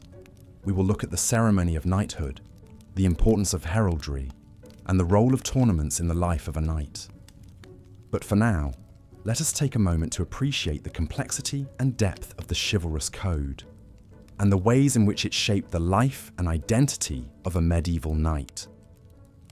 As we delve deeper into the life of a medieval knight, the sun begins to set on our imaginary landscape. The orange glow paints a picturesque image of the castle, with its towering stone walls casting long shadows over its residents. The knights, returned from their day's training or perhaps a jousting tournament, would be preparing for the evening. The night held its own set of responsibilities and rituals that were no less important than the duties of the day. The evening meal, or supper, was a significant event in the life of a knight. After a long day of rigorous training, combat practice, or jousting matches, this meal was a much-deserved reprieve. The food eaten by knights was hearty and nutritious, designed to replenish their strength for the next day. Their diet was primarily composed of bread, meat, and vegetables, washed down with ale or wine. The knights would sit at a long wooden table in the castle's great hall, their places marked by their rank. The highest-ranking knights would sit closest to the lord of the castle, while the lower-ranked knights would occupy the farther ends of the table. During the meal, entertainment was provided in the form of minstrels playing lutes and singing songs of bravery and chivalry. These songs were not just entertainment, they were a form of education. Through the heroic tales sung by the minstrels, knights learned about the ideals of courage, loyalty, and honor. The music also served to lift their spirits after a strenuous day, allowing them to relax and enjoy the camaraderie of their fellow knights. Supper was also a time for conversation and planning. The knights would discuss the day's events, share stories of previous battles, or plan strategies for future engagements. This was a valuable time for the younger knights to learn from their more experienced counterparts. They would listen intently to the stories and advice, absorbing valuable knowledge that would help them in their future endeavors. After the meal, the knights would retire to their quarters for rest. However, rest did not always mean sleep.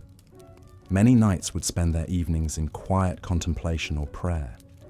Their faith was an essential part of their life, providing them with moral guidance and spiritual strength. Knights would often pray to Saint George, the patron saint of knights, asking for his protection and guidance. The knights' quarters were simple and functional, reflecting their austere lifestyle. They would sleep on a straw mattress covered with a linen sheet. A wooden chest would hold their personal belongings, such as their clothing and armor. Despite the simplicity, these quarters were a private sanctuary for the knight, a place where they could find respite from their duties and responsibilities. Occasionally, a knight might be assigned night watch duty, a crucial task that involved guarding the castle from potential threats. This duty was often rotated among the knights, ensuring that everyone shared the responsibility. The night watch was a lonely and often tiresome task, but it was essential for the security of the castle and its inhabitants. As the night deepens, the castle would fall into a serene quietness. The knights, either on watch or in their quarters, would find themselves in a world separated from the hustle and bustle of the day. The stars would shine brightly above, a silent testament to the knight's unwavering dedication and commitment. Thus, the life of a medieval knight was not just about battles and glory. It was a life marked by discipline, duty, and devotion. The knights lived by a strict code of conduct, their days structured around their responsibilities and obligations. Despite the hardships and challenges, they carried out their duties with unwavering dedication, guided by their sense of honor and duty. As we leave this section of our exploration into the life of a medieval knight, we carry with us a deeper understanding of their world, a world marked by courage and commitment, where every day was a testament to their enduring spirit.